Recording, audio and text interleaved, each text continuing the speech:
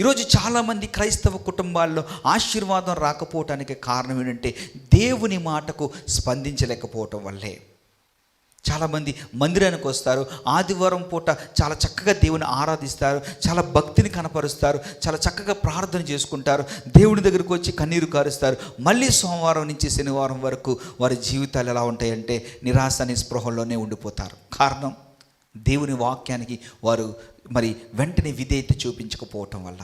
అందుకే మనం ఉపమానాల్లో ఉపమానం చూసినట్లయితే కొన్ని విత్తనాలు త్రోవ పక్కన పడినాయి, కొన్ని విత్తనాలు రాతి నీళ్ళ మీద పడినాయి, కొన్ని విత్తనాలు ముళ్ళ కంపులో పడినాయి, కొన్ని విత్తనాలు మాత్రమే మంచి నీళ్ళలో పడినాయి. ఈ త్రోవ పక్కన పడినటువంటి విత్తనాలు వలె ఈరోజు నేటి క్రైస్తవులు ఉంటూ ఉన్నారు.